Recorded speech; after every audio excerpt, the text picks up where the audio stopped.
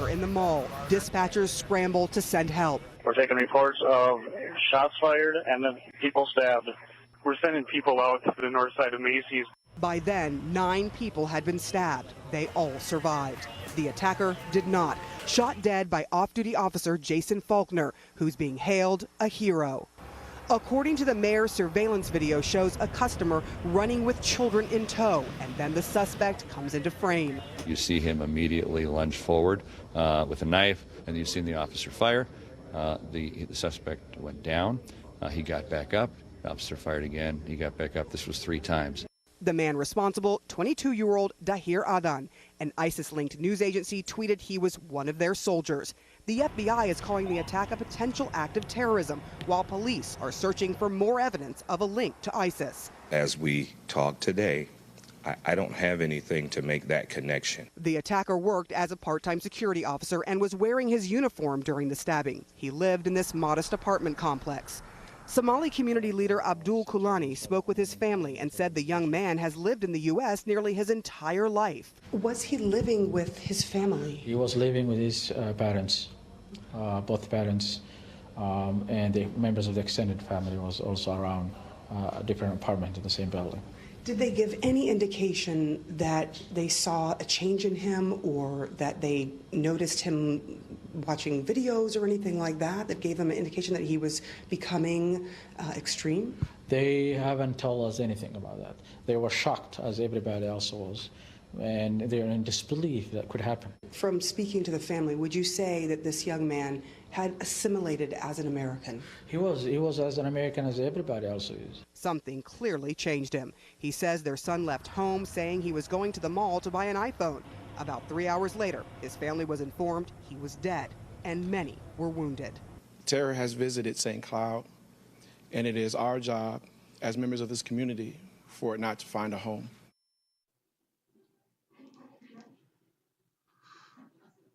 Okay, family, I just peace. Let me say what's happening. It's your boy. I'm not playing.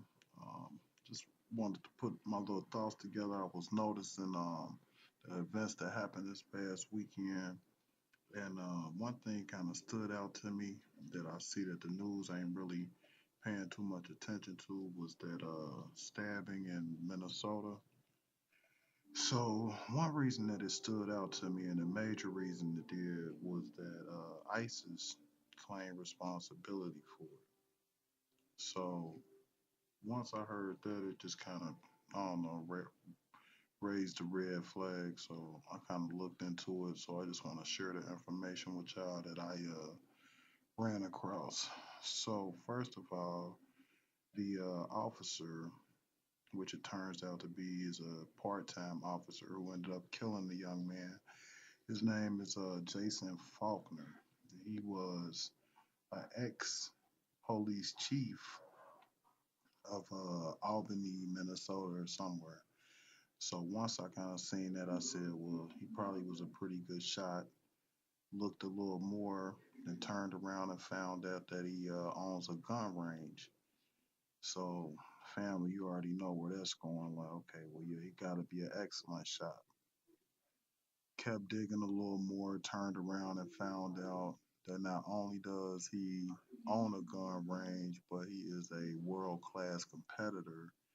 Guess in some organization, I don't know, United States Practical Shooting Association or something. He's a member there where he competes worldwide. He's gotten gold medals in 3 different calibers. So now we know we dealing kind of with an experienced, you know, person with a handgun, or really it's showing it 3 different kind of calibers, and I think one of them was maybe a shotgun or a rifle or something. But anyway, so this officer Jason Faulkner now is turning out that he's experienced with handguns. He owns a gun range. I believe it's called Tactical Advantage. So you can kind of Google look him up that way. But then what's crazy is how the media hasn't really been mentioning too much of that. But not only is he a competitor worldwide, get medals and stuff and shooting, but this guy trains and well, let me say it correctly. He creates and trains armed civilians.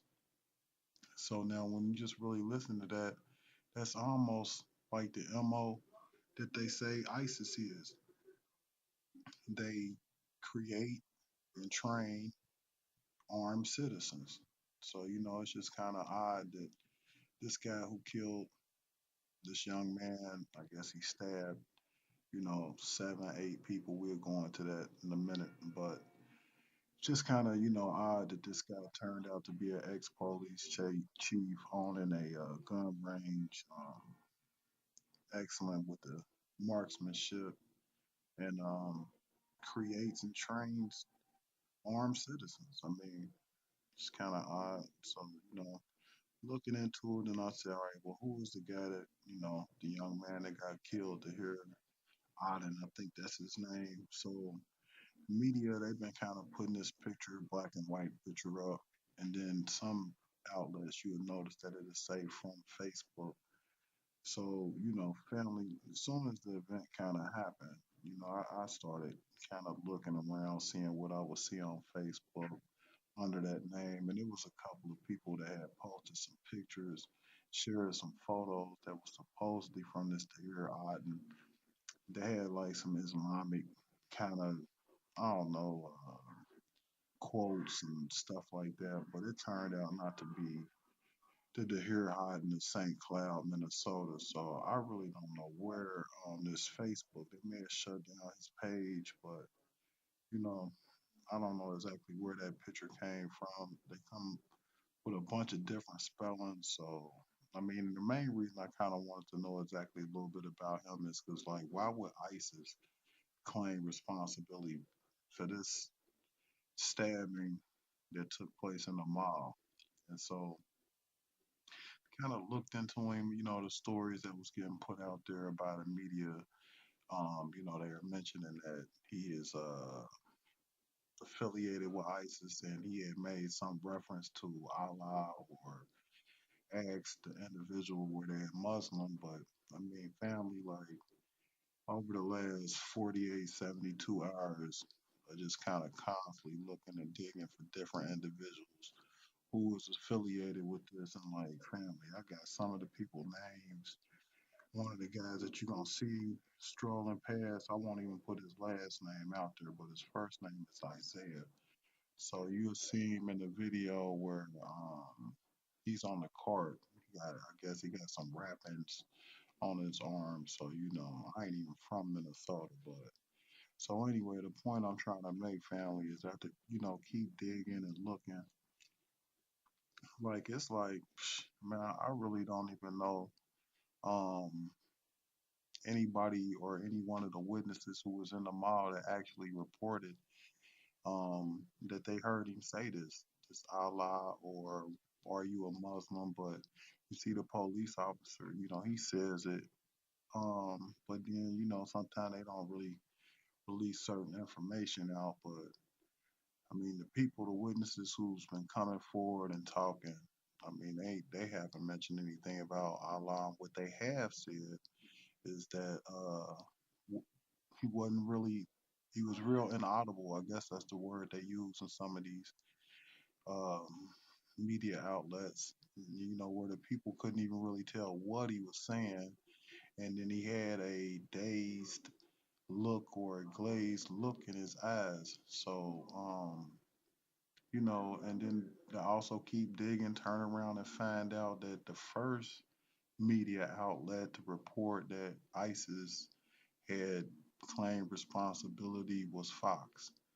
And so, you know how they do. I mean, we don't have to say too much more about that. But family, then, I kept looking. I said, all right, well, I got a little picture maybe of who this Tahir Aden is, but like, where did this come from that ISIS decided to, claim responsibility for this? And the reason it was kind of odd is because family, if you really look at the past weekend, what's been kind of took place is in Chelsea, I think that's in New York or something, it was 29 hurt. The guy who was responsible for it, he was from like Afghanistan or something. They consider the weapons he used weapons of mass destruction. And then Jersey Shore. I think he was responsible for some pipe bombs that was at a Navy and a Marine type charity run. And you ain't hear no ISIS and none of those incidents. And I mean, I'm talking about this was a orchestrated type little set of explosions that this guy was trying to pull off. Like in where the bombs had, I think it was residue of tanninite, which which is basically showing that it had to kind of be remotely done. The news is, they've been kind of mentioning that.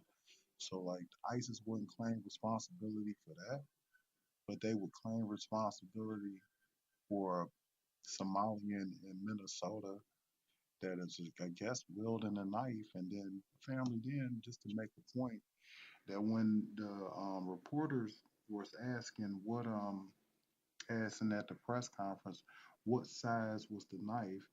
The response from the chief of police, he said it was big enough to hurt someone. I mean, family, like they don't even produced a picture of the knife that the guy was holding or stabbing. And then when you look at some of these victims, I got a close up of one of the victims' wounds where he say he was stabbed in the head and it chipped his skull and created an air pocket. And I mean, within apparently 2 days, I mean, I don't see any staples in this, or I may be wrong, but maybe y'all see it. I don't see any stitches. So, I mean, just take a look at what they trying to feed you. But okay, back to the point that I was trying to raise. I kind of slid off on the side point, but the site or the source of who reported to the Western media that this was a act of a ISIS soldier. They are called AMAC or AMAC, AMAQ. And family, after kind of looking into that name, this is like a media outlet that promotes, I guess not promotes, but reports a lot of Islamic news, pro ISIS news. Um, and then I said, well, hold on, let me just do a quick little entomology check. I like to try to see the origin of words. Now, family, what's so crazy is that this Islamic media site that reports when ISIS takes claims of different acts around the world called Amak. Amak is a Hebrew word for the word meaning deep or depth or deepness. Now, why in the world would a Islamic based media source outlet that's pro ISIS, I guess you could say, uh, have a name, a Hebrew name that means deep? So if I say it's deep, I mean, and it is. This is ridiculous. And then you can check the source. I'll try to freeze frame it from CNN. They even say from source the depth. They even let you know this is who sent this information to them. But it's just real odd, family. Just how they set these things up. So I'm not saying that it was totally a false flag or people didn't get stabbed, but I think that they're in a situation now where they can take a lot of these uh, events that could be a fight and then spin it to where it could be more than what it originally was. And people who, outside of the loop, they'd be none the wiser. I mean, it was already reported that all of the cell phones in the mall were taken. So family don't expect to see too much footage of him committing the act, but remember, he was shot, I think, like 3 or 4 times, at least multiple times. They say the guy supposedly got up 3 times. And I would assume that this excellent shot in Jason Faulkner, he definitely unloaded or at least shot multiple times to match him getting up multiple times. So, that kind of made me question, family, like which one was really ISIS then? Like, if ISIS claimed responsibility, was okay? The media reports that it's Aden, but then when you really kind of look at it, I mean, what kind of training is we talking about? Most ISIS soldiers, you left with the impression that they, well trained soldiers, I don't know, pretty well versed in how to operate different handguns. Probably pretty good marksmen, know about bomb work, along that lines. I mean, remember, like I said, creating and training civilians or armed civilians. Now that's the job of Officer Jason Faulkner that he's been making money for. We know that's the job of ISIS, and then when they claim responsibility, maybe I'm just being silly, family, but I mean, is he the one that's ISIS? I mean, like, what's going on here? Because this young man, 22, is reported to be now the other side of this thing. Let me say this: he was reported to go purchase him an iPhone around 8 o'clock that evening. And so within 15 to 30 minutes, it's not reported if he purchased the iPhone or what occurred. But for some reason, this young man is in a daze and he is wielding a knife kind of recklessly at different individuals. It's a couple different reports. One say it almost looked like a skirmish, which kind of puts me in the mind that maybe the young man and an individual got into it, and then the officers and the word kind of spread quickly what was going on. His name could have been similar to somebody who could have been on a list. Um, I mean, like, it just really doesn't make any sense. The weapon hasn't been produced. And then, like I said, the list of events that happened this past weekend, like I said, Manhattan and Jersey Shore. Then I didn't even mention the one in Philadelphia where the guy ambushed the cop, unloaded about 18 shots, killed one individual. I think he ended up dying. I mean, he even had a note within an envelope that was titled Doomed People. So, you didn't hear ISIS claiming responsibility for that. But for some reason, Minnesota, this incident, family. So, I just wanted to share a couple of things that I had ran across with that situation. And then, finally, like they use the phrase, Big Brother is watching, they trying to always gain information. After I kind of seen everything that played out somewhat, I tried to wait a minute to get, multiple different um, sources of information. And, after everything played out, family, like, oh, hold on, before I even mention this. And then it turned from 8 stabbing to 9 and then to 10. But family, the 10th person that was stabbed, they decided to not come forward until like the following day to receive medical treatment. Now, I mean, this is on the news like within an hour, and it's like, mentions of ISIS and terrorist attacks. And one of the so called victims, I mean, now as you can tell from this video, I'm going to show you that one of these victims, I guess, hung around this mall or in the area or just decided to go home and wait, but then decided the next day to, I mean, this is crazy. But the reason I mention that is because, um, they kind of say Big Brother is watching, and that, they always about trying to gain information and access to who you are, where you are, what you're doing, who's in your household. That's always a thought.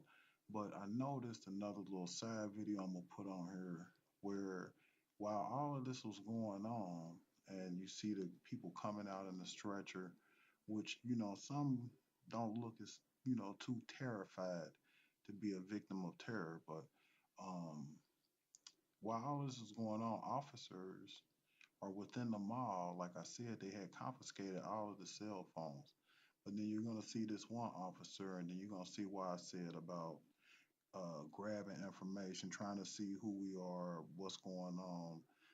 And a lot of times they take opportunities like this to implement that piece of data grab, I guess you could say.